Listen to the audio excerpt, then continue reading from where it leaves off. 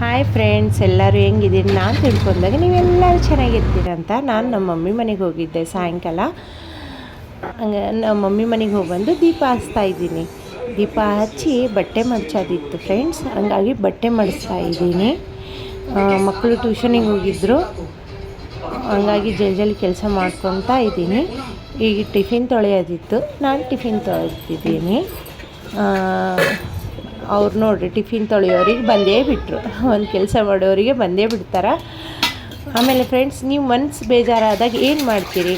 ನಾನು ಮನಸ್ಸು ಬೇಜಾರಾದಾಗ ನಾನು ಸಾಂಗ್ ಕೇಳ್ತೀನಿ ಆಯಿತಾ. ನನಗೆ ಹಿಂದಿ ಸಾಂಗ್ಸ್ ಅಂದರೆ ಹಳೆ ಸಾಂಗ್ಸ್ ಭಾಳ ಇಷ್ಟ. ನಾನು ಹಿಂದಿ ಸಾಂಗ್ಸ್ ಕೇಳ್ತೀನಿ. ನೀವೇನು ಮಾಡ್ತೀರಿ ನನಗೆ ಕಮೆಂಟ್ ಮಾಡಿರಿ ಆಯಿತಾ. ದೊಡ್ಡ ಮಗಳು ಊಟಕ್ಕೆ ಕೇಳ್ತಿದ್ಲು, ಹಂಗಾಗಿ ಊಟ ಕೊಡ್ತಾಯಿದ್ದೀನಿ ಆಕೆಗೆ.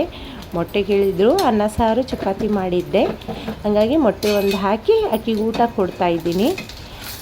ಅಷ್ಟಾಗ ಸಮಾಧಾನ ಮಾಡಲ್ಲ, ಏನೋ ಒಂದು ಕೆಲಸ ಮಾಡ್ತಾ ಇರ್ತಾರೆ ಹಿಂದೆ. ಸುಮ್ಮನೆ ಕುಂತಾರ ಅಂದರೆ ಫ್ರೆಂಡ್ಸು, ಮಕ್ಕಳು ಏನನ ಒಂದು ಮಾಡ್ತಾನೇ ಇರ್ತಾರೆ ನನಗೆ. ಹಂಗಾಗಿ ನಮ್ಮ ಮನೆಯವ್ರಿಗೆ ಮಾತಾಡ್ತಾ ಇದ್ದೀನಿ ನಾನು. ಈಗ ಸಣ್ಣ ಮಗಳಿಗೆ ಊಟ ಮಾಡ್ಸಕತ್ತೀನಿ. ಆಯಿತು ಫ್ರೆಂಡ್ಸ್, ಬಾಯ್.